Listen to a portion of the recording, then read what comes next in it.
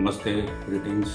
मेरा नाम डॉक्टर मनोज शर्मा है। मैं श्रिम्प फार्मर हूँ, सूरत गुजरात से, इंडिया से। श्रिम्प फार्मिंग की जो परिस्थिति है, जो अभी पूरे देश और दुनिया में चल रही है, उसके लिए अपन बात करेंगे। सबसे पहले ये जान लीजिए कि भारत का, इंडिया का श्रिम्प फार्मिंग में क्या रोल है। पूरी दुनिया में करीब 60 से 70 लाख टन झींगा पकड़ा है और मेजर शेयर है दो देशों का, इंडिया और इक्वाडोर का। इंडिया फार्म गेट पे जो लाइव वेट है, करीब हम 10 लाख टन तक पहुंच गए हैं। और जो पिछले 7-8 साल में जो बहुत उभर के जो देश आगे आया है वो है इक्वाडोर, जो कि करीब 15 लाख टन तक का। अब विश्व में जो झींगा का मार्केट है 60 से 70 लाख टन का, लेकिन जो इंटरनेशनल जो ट्रेड होता है, जो अमेरिका, चाइना जैसे दो बड़े देश जो खाते हैं, उसी के ऊपर पूरे श्रिम्प फार्मिंग नेशंस डिपेंड है, खास करके इंडिया भी और इक्वाडोर, अमेरिका और चाइना के मार्केट।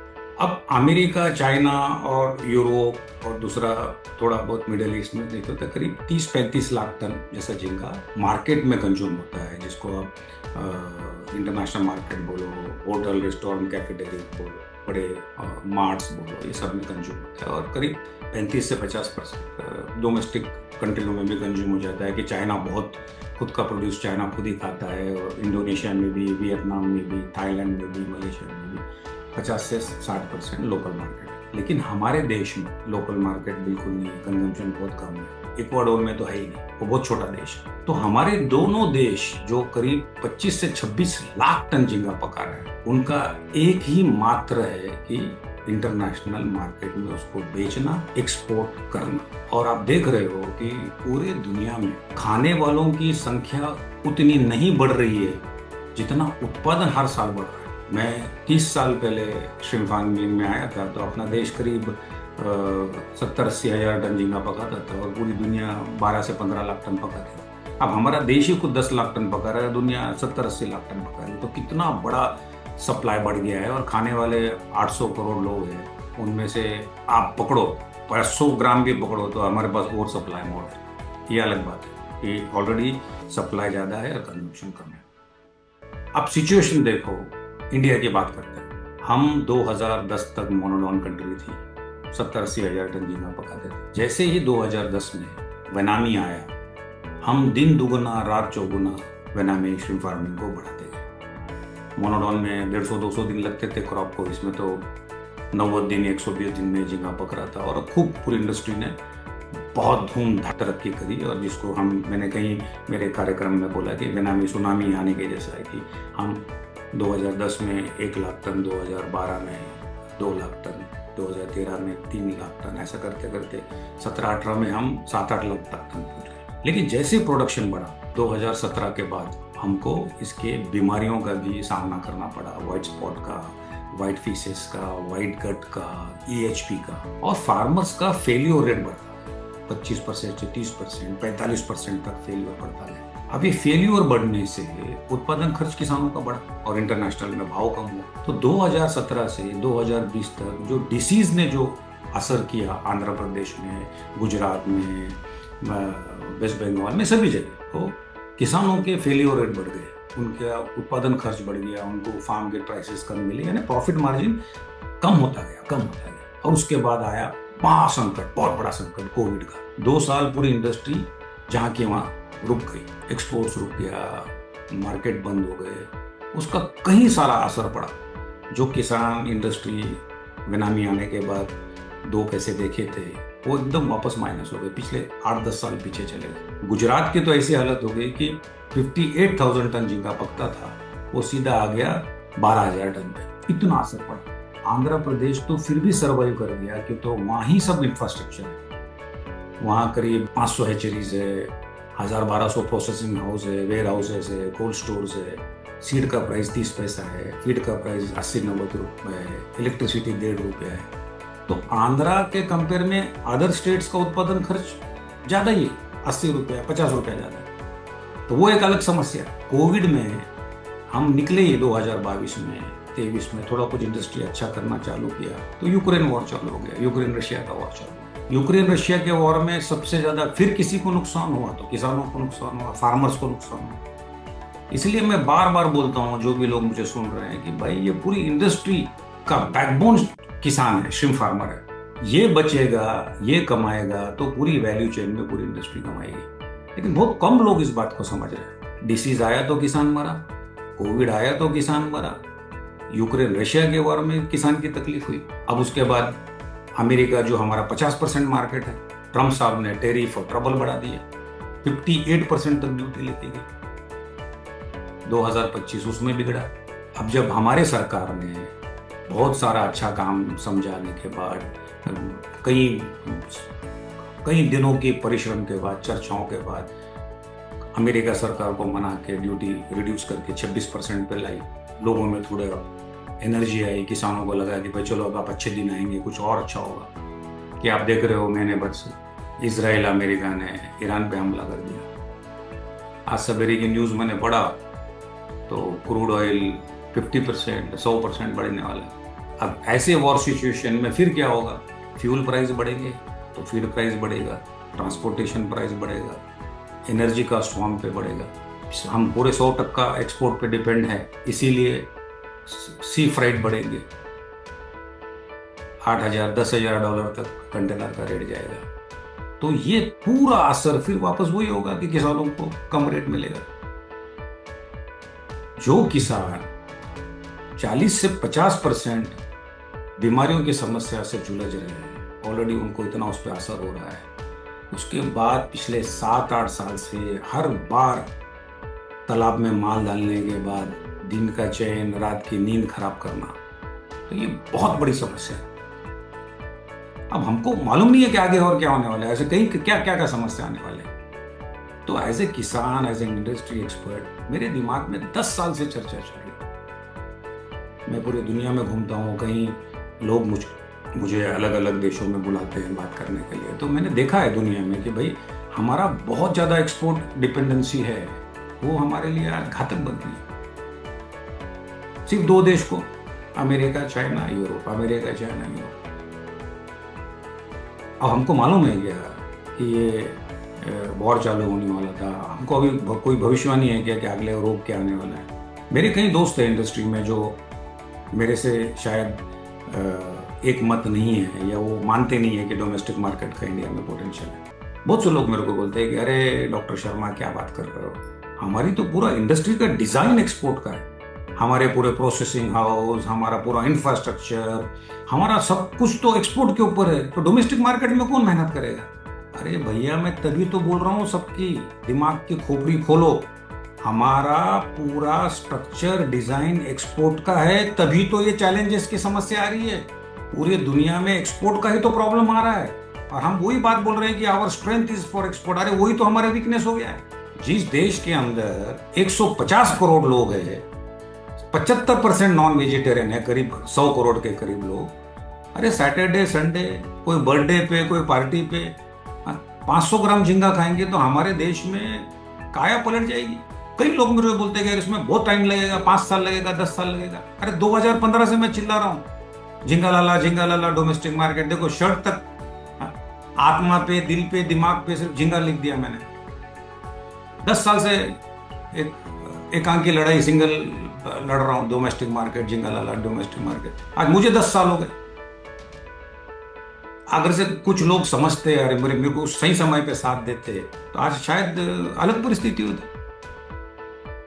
जिस देश के अंदर दूध उत्पादन के लिए दूध दूध दूध का नारा दिया, तो अमूल और डेयरी मूवमेंट ने पूरी दूध की नदियां बहा दी।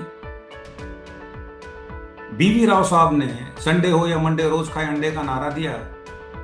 आज कहां पहुंच गई पोल्ट्री इंडस्ट्री? हमारा 5% एक्सपोर्ट नहीं होता, 90% कंजम्पशन, 95% कंजम्पशन इस देश में हो जाता। दूध दूध दूध बोले, पूरा दूध विश्व का सबसे नंबर 1 दूध उत्पादक है। क्यों? तो डोमेस्टिक मार्केट का सपोर्ट मिला। पोल्ट्री क्यों बढ़ा हुआ? डोमेस्टिक मार्केट का सपोर्ट मिला। हम जैसे झींगा की बात करते, बहुत कॉस्टली है ये एक्सपोर्ट के लिए, हमारे लिए नहीं है, इंफ्रास्ट्रक्चर नहीं है, हमारे पास कोल्ड चेन नहीं है, लॉजिस्टिक नहीं है। अरे भैया, भारत की सरकार बोल रही है, नेशनल फिशरीज डेवलपमेंट बोल रहा है कि हमारे देश के अंदर 160 लाख टन, फिर से रिपीट कर रहा हूँ, 160 लाख टन मीठे पानी की मछली बनती है, उत्पादन होता है और खा जाते हैं हम। आंध्रा से अगरतला और केरला से कश्मीर तक जाती है। तो जिस देश के अंदर 160 लाख टन मच्छी खा जाती है फ्रेश चिल फॉर्म में, वो देश में लाखों लाख टन झींगा नहीं बिक सकता। ये कहां की मानसिकता है, कहां की सोच है ये? हमको इस सोच के ऊपर काम करना पड़ेगा, खास करके किसानों को जो मुझे सुन रहे हैं। मैं किसान हूं, मैं अपने तालाब में 10 तालाब डोमेस्टिक मार्केट में जाके बेच के सैटरडे संडे को, जो गुजरात के अंदर 180 रुपए नहीं मिलता था 100 काउंट का, 4 साल के मेरे मेहनत के बाद आज 100 काउंट का 300 रुपए मिल रहा है। मैं एक्सपोर्ट से ज्यादा उसमें कमा रहा हूं। हम कब तक बहाने बनाते बैठे? आप मेरा एक छोटा सा फॉर्मूला सुनिए। हमारा देश 10 लाख टन झींगा पका रहा है। 40% फार्मर का फेलियर रेट है, मीन्स 8 ग्राम से 10 ग्राम से 12 ग्राम तक का झींगा व्हाइट स्पॉट में, व्हाइट गड में, दूसरे प्रॉब्लम्स में क्रैश हार्वेस्ट हो रहा है, जो किसानों का 100-150 रुपए भी मिल नहीं रहा है उसको। जो किसान के पास 10 तालाब है, 3 तालाब उसके फेल जा रहे, 7 तालाब में एक्सपोर्ट प्राइस कम मिल रहा, तो बेचारा अच्छे दिन कब देखेगा? तो मैं सिर्फ वही बोल रहा हूँ कि जो देश के अंदर 2-3 लाख टन है, जो किसान मजबूरी में हार्वेस्ट कर रहे हैं और डंप कर रहे हैं मार्केट, उसी के लिए काम करो। वो 2 लाख टन 3 लाख टन के लिए मार्केट करो। जिस गुजरात में, जिस सूरत में सबसे ज्यादा वेजिटेरियन लोग हैं, 7-8 साल पहले वहां सैटरडे संडे कभी 200-300 किलो माल बिकता नहीं था, भैया आज 10-10 टन बिक रहा है। कोविड के बाद एक चीज अच्छी हुई कि लोगों को हेल्थ का अवेयरनेस आया, लोगों को हेल्दी फूड खाने का अवेयरनेस आया, प्रोटीन खाने का अवेयरनेस आया। हमारा देश बहुत जवान देश है, 60-65 साल की उम्र के तो हमारे पास कितने लोग हैं? आप देखो 2-3 साल से पोल्ट्री के सेल्स देखो। कोविड के बाद अगर से सबसे ज्यादा मार्केट किसी का डेवलप हुआ अपने देश में, तो अंडों का मार्केट डेवलप हुआ।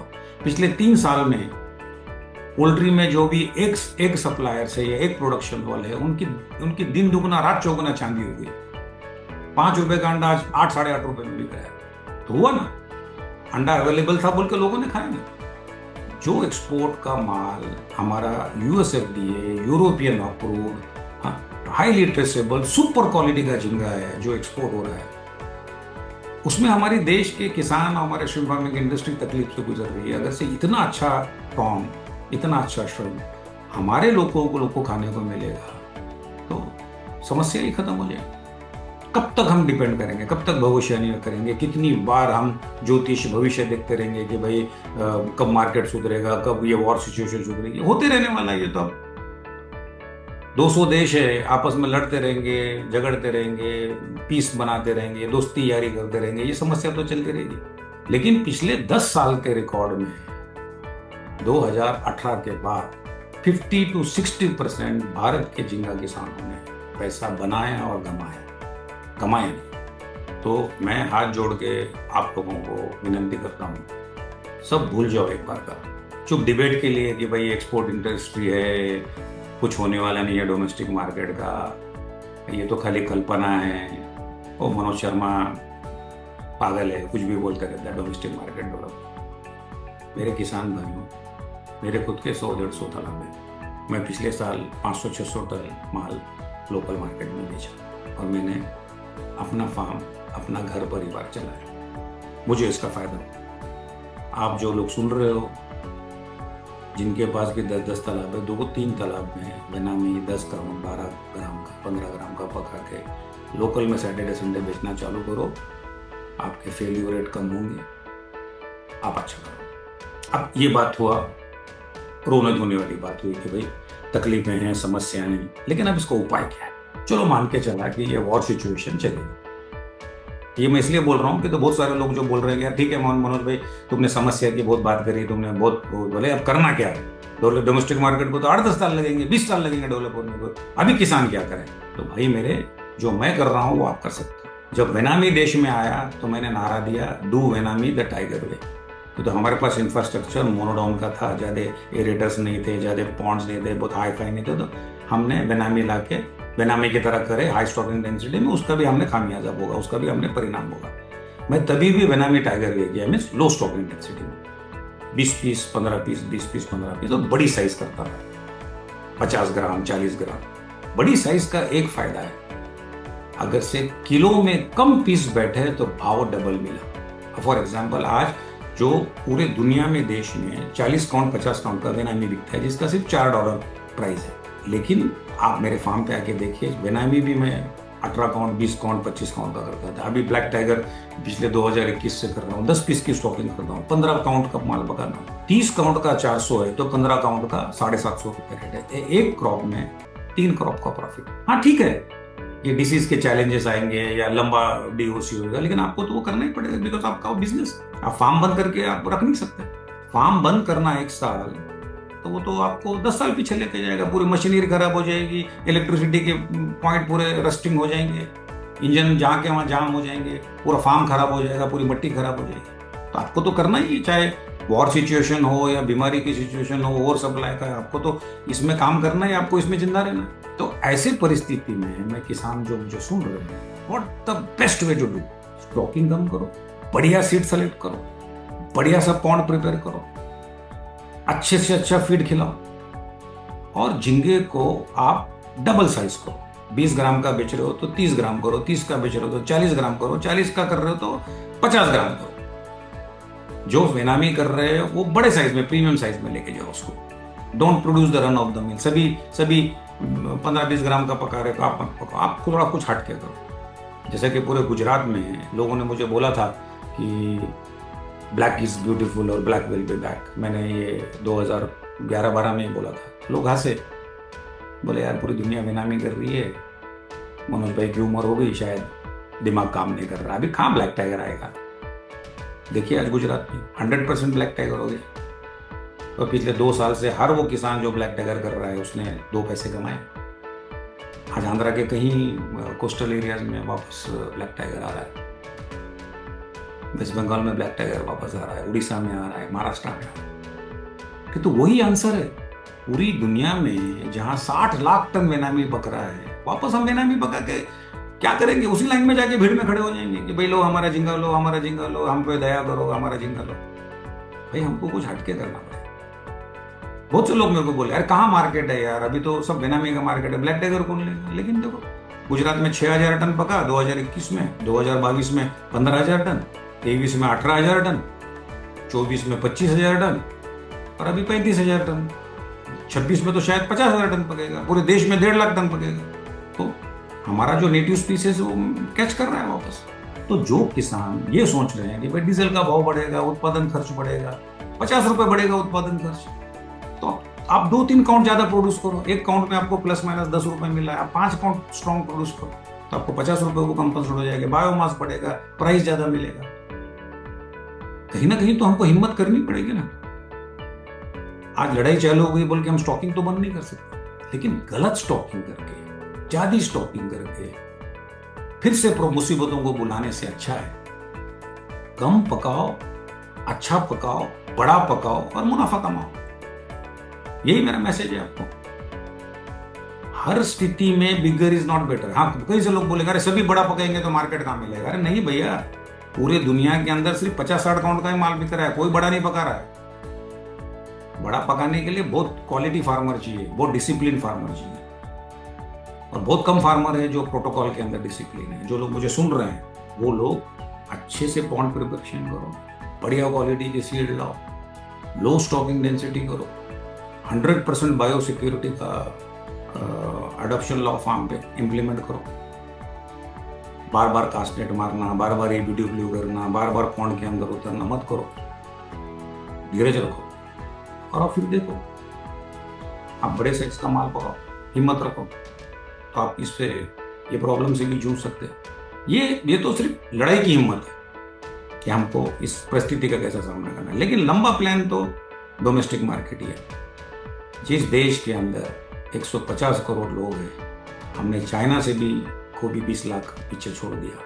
आप सोचो क्या नहीं है हमारे देश के अंदर ताकत। जिस देश के अंदर लाखों करोड़ों फोन बिक जाते हैं, आईफोन बिक जाते हैं, सैमसंग के फोन बिक जाते हैं, बुक होने के पहले लाखों, रिलीज होने के पहले लाखों फोन। हमारे देश की ताकत पर भरोसा करो। हमारे देश की सबसे बड़ी ताकत है हमारी जनसंख्या। हाँ, मुसीबत भी है, कुछ कई मामलों में मुसीबत भी है, लेकिन कई मामलों में ताकत भी। पूरा दुनिया हमारे देश के साथ इसलिए काम करना चाहता है कि हमारे देश के अंदर जनसंख्या की ताकत है। आज चौथे तीसरे नंबर का देश है, इकोनॉमी डेवलप हो रही है, लोगों में अवेयरनेस आ चुका है अच्छे खाने का।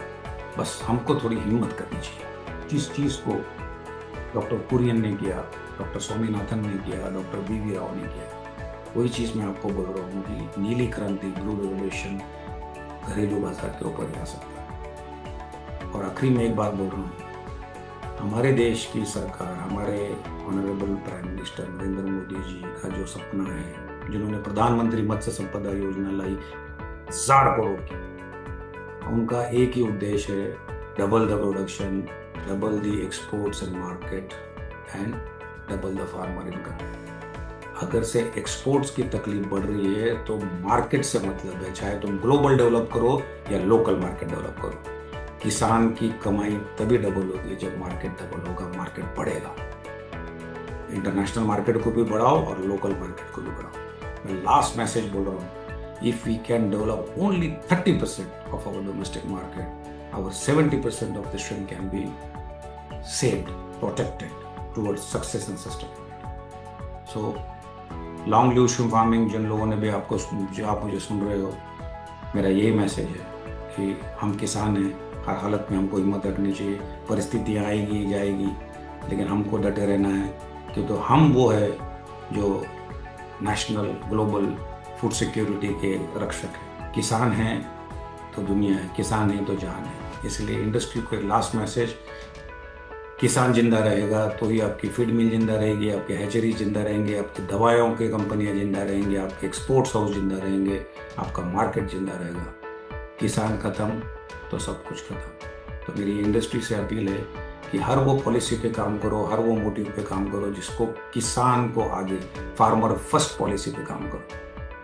And hope we can win back our situation. Long live shrimp farming. God bless you all.